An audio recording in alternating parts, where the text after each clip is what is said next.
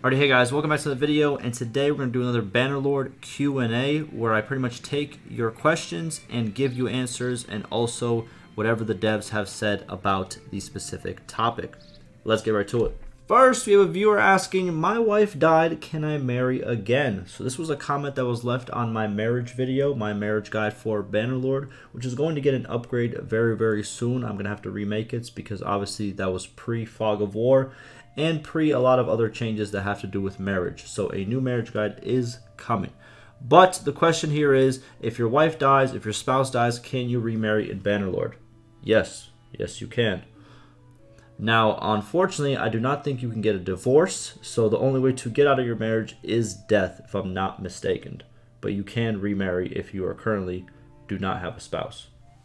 Second, we have a viewer asking, this is unrelated, but is there any way to change my character's backstory mid-game? I wanted to max out leadership, but ran out of focus points midway through. So the only thing that you can really reset in terms of your skills and perks is only your perk choices, unfortunately.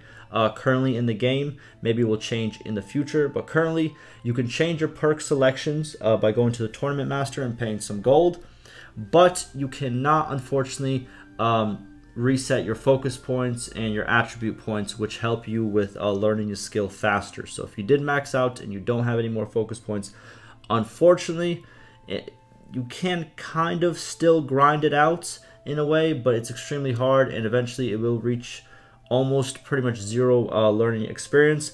The only thing I would suggest you do is you can also play as an heir. You can play as one of your kids, you can play as your brother, you can play as your wife or your spouse by going to the Hermit and ending your campaign as your main character and continuing to play as an heir. If you don't know where the Hermit is, I'm going to leave a video link down below to the location. But that's your only choice, really. You can play as an heir if you want to max out leadership and you currently can't do it on your main character. So you can still keep your campaign. You will just have to, lose your character and pretty much start anew. Third question we have is armor smithing when? So the devs have made this clear in the past. Unfortunately, I don't have a screenshot for it, but the devs have pretty much stated that they have no interest in going to armor smithing. They did state there are some issues with certain systems. I don't remember exactly how they stated, but they stated that they're going to stick with just weapon smithing, and armor smithing is not even in their considerations. So that was a couple of, I want to say, it was almost a year ago when they stated that. So maybe opinions have changed. Maybe they were looking into it, but I've heard no news. It's been radio silence for armor smithing. So I think they're going to stick with their decision of just not implementing it. But I'm pretty sure there are mods for it if you do want to find them. Fourth, we have the question, do we need to have Iron Man on for achievements to work on campaign? No, you do not. The only thing for your, pretty much to get achievements on your campaign, only two things need to be true. You have to just do a regular campaign, start a regular campaign, without Iron Man, without Sandbox, just the regular start new campaign.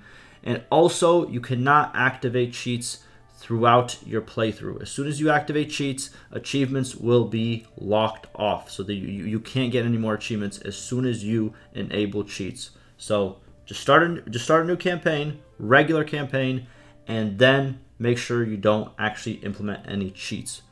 And if you do both of those things, you can achieve achievements or get achievements. That sounds a little bit better.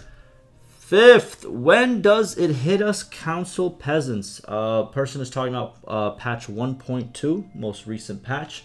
It will hit you guys, I suspect, from this video, I would say 2 to 3 weeks. From the patch when it first came out, about a month, maybe a month and a half is what I was thinking. But the devs have stated that their main priority is getting this out to councils as fast as possible. Therefore, you should probably see it, I suspect, before this month ends. We are currently in July 2nd, so before this month ends, I'm pretty sure it'll probably be on PlayStation and Xbox and Epic Games on PC, which also does not have it currently. But if you want to know more, I have a video that's specifically for this topic, link down below. 6, do you have to make a new game? So this is a question that has to do with patch 1.2, but let me explain pretty much overall how patches and saves work in Bannerlord, and this should bring you to your answer, okay? So when it comes to patches and saves, saves are always compatible with the next patch. They are forward compatible. I think it's called forward compatible, but they're not backwards compatible. So what I mean by that is, for example, if you, for example, have patch 1.1.5 currently, right, on your save, and you wanted to move it to 1.2, which is the next patch after it, you can do that. That is allowed. That might cause a little bit of bugs depending on how much changes are added, but your game will adapt. Usually I would say between a 1 to 2 in-game day cycle. If you just run through the game for 1 to 2 days or just wait on the map, the changes will take effect once you load that save in a new patch, okay? But let's say you have a patch that, or a save that is on patch 1.2, the newest patch, right? And let's say you want to go back to an old patch, let's say patch 1.1.5, right? The patch before. You can't do that. You can't go backwards in patches when it comes to your save, but you can go forwards. So whenever a new patch comes out, you are more than welcome to use your old save. The only thing is, you might get some bugs depending on the changes that are in the new patch. But the save will still work, okay? I do recommend that you do start a new game, but that's just me. It'll make it for a better playing experience, more smooth, and again, less bugs. But in terms of game-breaking bugs, you're usually fine to go. You can still play the old save on the new patch. And also to add to that, as I was editing, the devs do explicitly state whenever a patch needs to have a new save or a new game, because it's happened before in the past where so many patches have passed and so many people have pretty much carried over their old save over literally dozens of patches, and it got to the point where the game wasn't playable anymore. Well, the save wasn't playable anymore, and it got corrupted. So the devs did recommend for players to start a new game at a certain patch, therefore, you know, making it less buggy. So they will pretty much state it in the patch notes if that is the case, and I will let you guys know if that is the case. But for patch 1.2, yes, you can load your old saves. 7th, when will cheats be coming to Xbox? Okay, so cheats will be coming as soon as patch 1.2 moves to live, therefore moves to PlayStation and Xbox. So whenever the patch becomes live, which pretty much means all of the major bugs and crash fixes are fixed, the devs will make it a live patch, and once it becomes a live patch, it will replace whatever the live patch is currently for PlayStation and Xbox.